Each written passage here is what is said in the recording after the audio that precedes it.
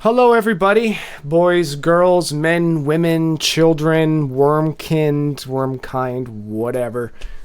We're going to play some Magic. And we've got this nasty black-green deck. We're going to try it out. And let's hope for a good opening hand, because my opening hands with this deck have been atrocious lately. And it has been very difficult to get that mana curve that I like. So, this is perfect. This is exactly what we want to see. We want to see at least a 1-drop creature and a Skull Prophet. This is great as well because this card usually doesn't last very long on the battlefield. What ends up happening is they're able to take it out with some sort of creature removal spell. They know that we lean heavily on that card. So hopefully, we can give them a bit of a threat, a bit of a nuisance to go after, this Eye Collector. Hopefully they're going to want to remove that. Okay, so if we play the Skull Prophet now, he's probably going to play a Shock. Okay, let's keep one land open for the Village Rites. We're going to play Serrated Scorpion. These do really well against mono-red aggro decks. And if he pulls out a Shock card, we're going to Village Rite it and draw some cards out of it.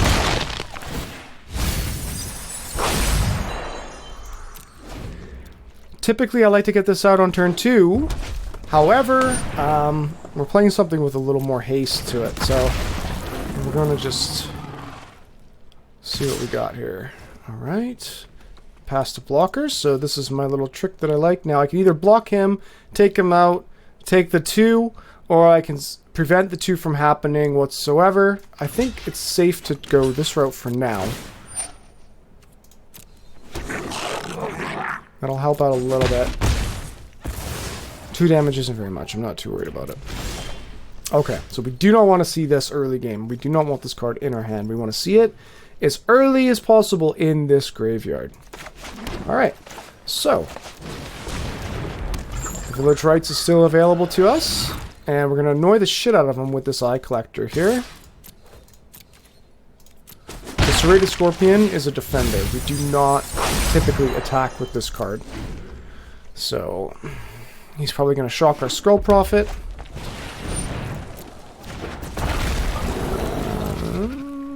Maybe not.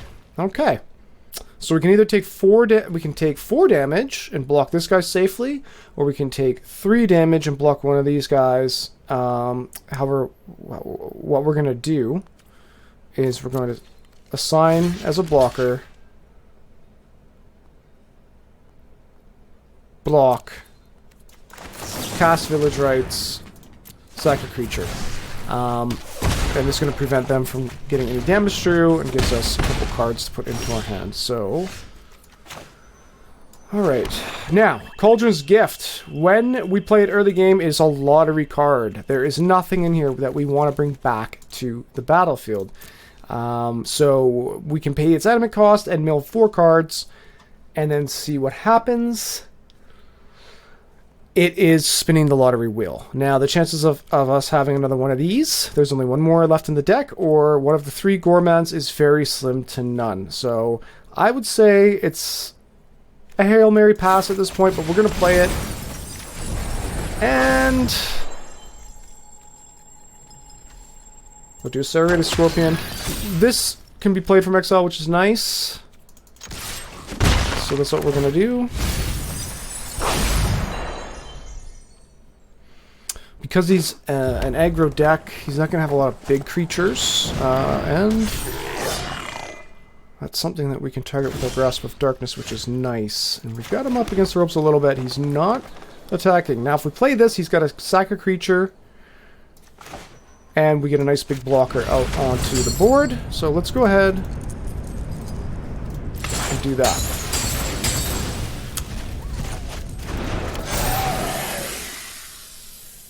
Returns from the dead as a 5/6 with the creature sack ability. We're just going to go ahead and keep chipping away at him here. Put more cards into graveyard. Now, we don't want to see these in the graveyard. However, for 3 mana, if we get a Balagad recovery, we can go back in and extract it out. Okay. Okay. So, we want to get rid of this guy. basically as soon as possible. If we play him, we'll have to sack either our Survey to Scorpion or our Eye Collector. Probably the Eye Collector. He doesn't have any flying creatures.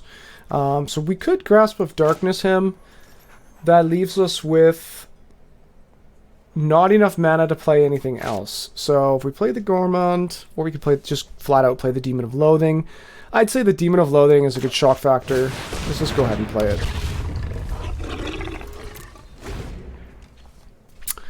If we land a hit with this guy, then we will be able to... Oh, and there we go. I was going to say we'd be able to instigate creature sacrifice, so he'd be in big trouble. He was going pretty wide there. I don't know if I would have conceded so early in the game. I know that it's annoying coming up against a 7/7 flying demon with trample that you can't do anything about. However, he had some good momentum going there. All right, so right back at it. Let's see if we can get that machine rolling again. It's key to get that. It's so critical to get that opening mana curve. Like with any opening hand, with any deck, if you're gonna be playing this somewhat seriously, anytime I don't mulligan and I take a hand that is questionable, that has holes in it, I always regret it. So more than anything, you know, if you have to mulligan, you have to mulligan. But as long as you have some sort of a curve, like this here is good enough. You know, even if I had to start the game with just these 5 cards right here, I'd be happy. What makes me really happy is that I have these two together. These two cards together are fantastic. You ramp one into the other, play this on turn 3 for 3, and get the machine started. And if you don't have enough land, or you're worried about land, you pull a land card if you've milled some land into your graveyard by that point. Serrated Scorpion, an awesome little defensive card. We hardly ever attack with it. When it dies, you get some nice benefits. So we've got a decent little start here. I'm hoping, really hoping they don't have a lot of creature removal, because if they do, Skull Prophet won't see a lot of play. Safe attack.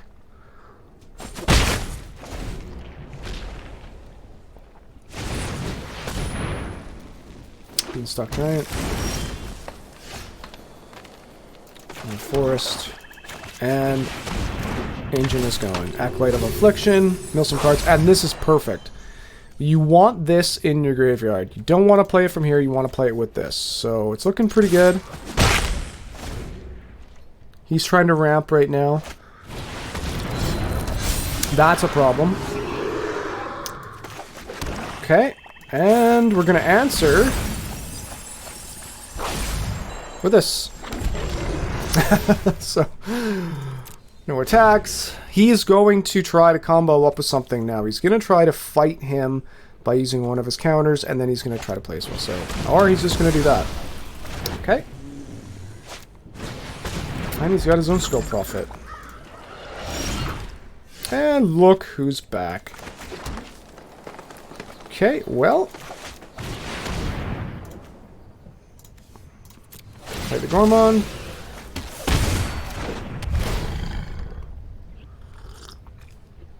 Probably bye-bye, maybe. This produces 2 mana, this only produces 1. Depends. Oh, there we go. I probably would have done the same thing.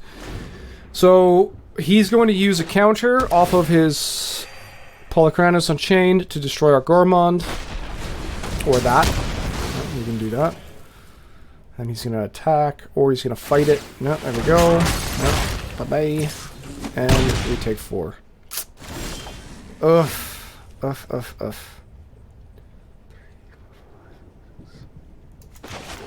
well.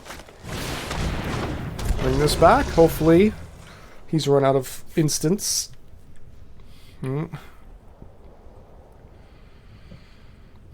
looking at his graveyard. That always worries me. He's like, damn, I need that ram through.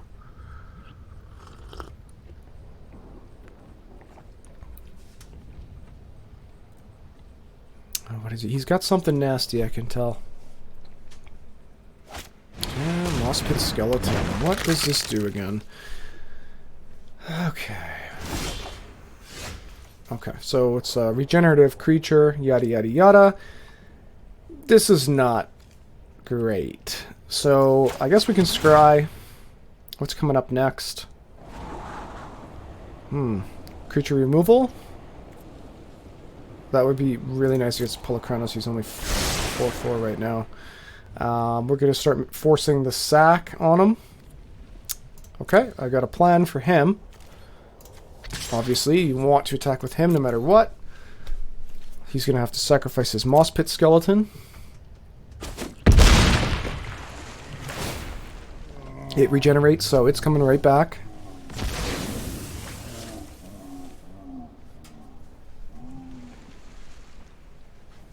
Okay. And on his turn, what we'll do is, if he survives, we'll sign him as a blocker. Okay. What I should have maybe done is milled him, but the thing is, I want to get cards off the top of my library. Bye-bye. Now, he can still play him from exile for 6, but he's got just enough mana to do it. He'll come back as a 6/6. Okay. Okay. So this is a problem. We can't play him. Actually we can. We can do this. Sacrifice a creature. Now watch this. Rotate them. Bring him in. Get rid of his mana dork. He's back down to 4 mana. We want to prevent this or this from coming out. And he's in trouble. Yep, and there we go.